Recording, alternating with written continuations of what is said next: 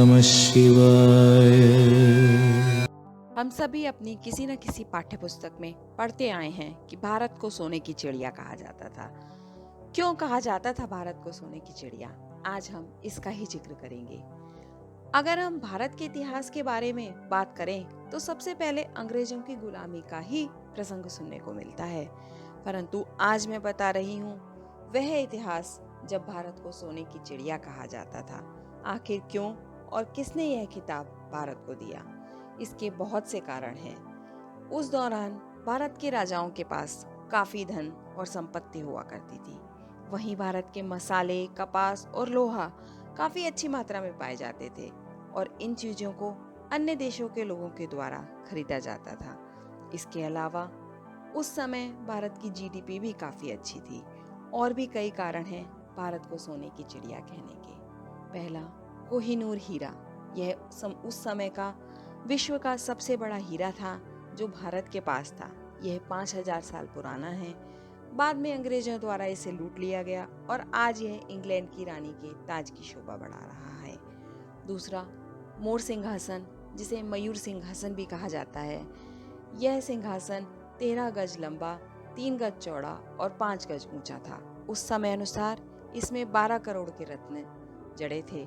यह सिंहासन 6 सोने के पायों पर स्थापित था।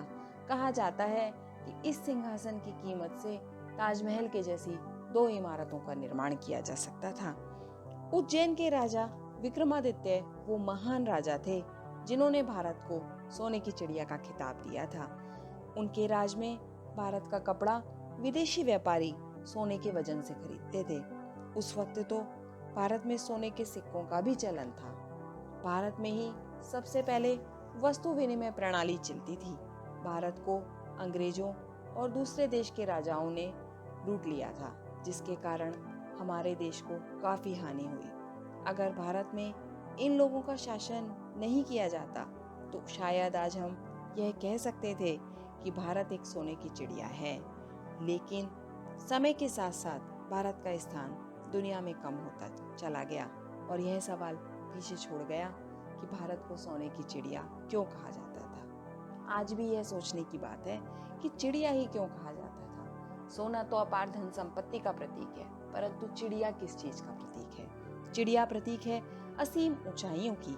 भारत ने विश्व सभ्यता के आकाश में सबसे ऊंची उड़ान भरी है। जीवन के हर आयाम जैसे कला, दर्शन, संगीत, भोजन, चिकित्सा, अध्यात्म, शिल्प, साहित्य, विज्ञान, कृषि, कौन सा ऐसा विश्व का आकाश का कोना है जिसे भारत ने उड़ान भरकर नहीं नापा?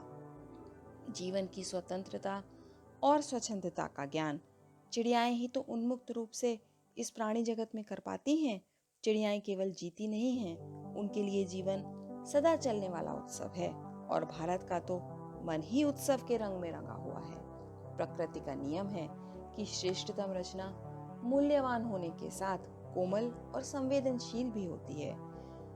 किसी चिड़िया की तरह ऐसी अमूल्य चिड़िया को अपने असीम गुणों के कारण ही पिंजरे की कैद झेलनी पड़ी और उसने स्वतंत्रता के लिए अथक संघर्ष किया। आज भले ही भारत दूसरे देशों से काफी पीछे है, फिर भी इसके सुनहरे इतिहास को जानकर हर भारतीय खुद को गौरवान्वित महसूस करता है। आशा करती हूँ आपको जानकारी पसंद आई होगी। अगले वीडियो में फिर किसी नई जानकारी के साथ मिलेंगे। धन्यवाद। नमः शिवाय।